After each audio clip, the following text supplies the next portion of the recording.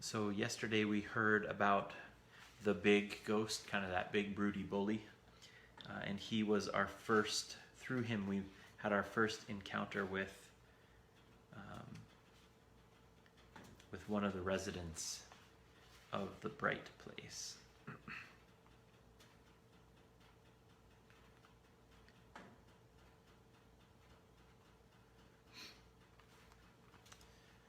Chapter 5.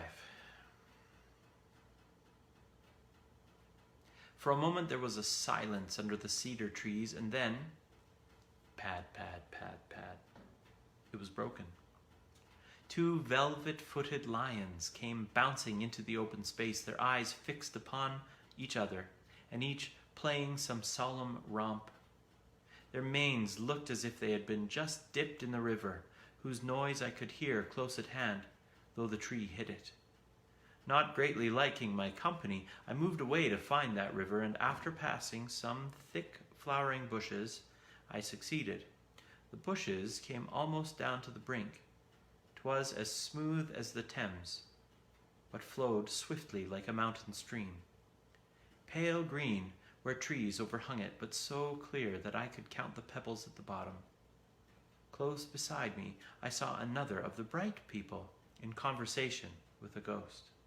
It was that fat ghost with the cultured voice who had addressed me in the bus, and it seemed to be wearing gaiters. "Oh, my dear boy, I'm delighted to see you," it was saying to the spirit, who was naked and almost blindingly white. "I was talking to your poor father the other day and wondering where you were." "You didn't bring him?" said the other. "Well, no, he lives a long way from the bus, and to be quite frank, he's getting a little eccentric lately, a little difficult. Losing his grip. He never was prepared to make any great efforts, you know. If you remember, he used to go to sleep when you and I got talking seriously. Ah, Dick, I shall never forget some of our talks. I expect you've changed your views a bit since then. You became rather narrow-minded towards the end of your life, but no doubt you've broadened out again." "How do you mean?" "Well, it's obvious by now, isn't it, that you weren't quite right? Why, my dear boy, you were coming to believe in literal heaven and hell." "But wasn't I right?" "Oh, in a spiritual sense, to be sure. I still believe in them, in that way. I am still, my dear boy, looking for the kingdom, but nothing superstitious or mythological. Excuse me, where do you imagine you've been?" "Ah, I see. You mean that the grey town, with its continual hope of morning, we must all live by hope, must we not? With its field for indefinite progress, is, in a sense, heaven, if only we have eyes to see it. That is a beautiful idea." "I didn't mean that at all. Is it possible you don't know where you've been?" "Now that you mention it, I don't think we ever do give it a name. What do you call it?" "We call it hell." "Well, there's no need to be profane, my dear boy. I may not be very orthodox in your sense of the word, but I do feel that these matters ought to be discussed simply and seriously and reverently." "Discuss hell reverently?" "I meant what I said. You've been in hell. Though if you don't go back, you may call it purgatory." "Go on, my dear boy, go on. That is so like you. No doubt you'll tell me why, on your view, I was sent there. I'm not angry." "But don't you know? You went there because you were an apostate." "Are you serious, Dick?" "Perfectly." "This is worse than I expected. Do you really think people are penalized for their honest opinions, even assuming, for the sake of argument, that those opinions were mistaken?" "Do you really think there are no sins of intellect?" "There are indeed, Dick. There is a hidebound prejudice, and intellectual dishonesty, and timidity, and stagnation, but honest opinions fearlessly followed, these are not sins." "I know we used to talk that way. I did it too until the end of my life, when I became what you call narrow. It all turns on what you conceive of as honest opinions. Well, mine certainly were. They were not only honest, but heroic. I asserted them fearlessly. When the doctrine of the resurrection ceased to commend itself to the critical faculties which God had given me, I openly rejected it. I preached my famous sermon. I defied the whole chapter. I took every risk. What risk? What was at all likely to come of it except what actually came? Popularity, sale for your books, invitations, and finally a bishopric. Dick, this is unworthy of you. What are you suggesting? Friend, I'm not suggesting at all. You see, I know now. Let us be frank. Our opinions were not honestly come by. We simply found ourselves in contact with a certain current of ideas, and we plunged into it because it seemed modern and successful. At college, you know, we just started automatically writing the kind of essays that got good marks and saying the kind of things that won applause. And when in our whole lives did we honestly face, in solitude, the one question on which it all turned? Whether, after all, the supernatural might not in fact occur? When did we put up one moment's real resistance to the loss of our faith? Well, if this is meant to be a sketch of the genesis of liberal theology in general, I reply that it is mere libel. Do you suggest that men like... I have nothing to do any longer with generality, nor with any man but you and me. Oh, as I love you, I love your own soul, remember. You know that you and I were playing with loaded dice. We didn't want the other to be true. We were afraid of crude salvationism, afraid of a breach with the spirit of the age, afraid of ridicule, afraid, above all, of real spiritual fears and hopes. I'm afraid from denying that young men may make mistakes. I'm far from denying that young men may make mistakes. They may well be influenced by current fashions of thought, but it is not a question of how the opinions are formed. The point is that they were my honest opinions, sincerely expressed. Of course, having allowed oneself to drift, unresisting, unpraying, accepting every half-conscious solicitation from our desires, we reached a point where we no longer believed the faith. Just in the same way, a jealous man, drifting and unresisting, reaches a point at which he believes lies about his best friend. Just like a drunkard reaches a point at which, for the moment, he actually believes that another glass will do him no harm. The beliefs are sincere in the sense that they do occur as psychological events in the man's mind. If that's what you mean by sincerity, they are sincere, and so were ours. But errors, which are sincere in that sense, are not innocent. You'll be justifying the Inquisition in a moment. Why? Because the Middle Age erred in one direction? Does it follow that there is no error in the opposite direction? Well, this is extremely interesting, said the Episcopal ghost. It's a point of view. Certainly it's a point of view. In the meantime, there is no meantime, replied the other. All that is over. We are not playing now. I have been talking of the past, your past and mine, only in order that you may turn from it forever. One wrench and the tooth will be out. You can begin as if nothing had ever gone wrong, white as snow. It's all true, you know. He is in me, for you, with that power, and I have come a long journey to meet you. You see, you have seen hell. You are in sight of heaven. Will you, even now, repent and believe? I'm not sure that I've got the exact point you are trying to make, said the ghost. I'm not trying to make any point, said the spirit. I am telling you to repent and believe. But, my dear boy, I believe already. You may not be perfectly agreed, but you've been completely misjudging me if you do not realize that my religion is a very real and a very precious thing to me. Very well, said the other, as if changing his plan. Will you believe in me? In what sense? Will you come with me to the mountains? It will hurt at first until your feet are hardened. Reality is harsh to the feet of shadows. But will you come? Well, that is a plan.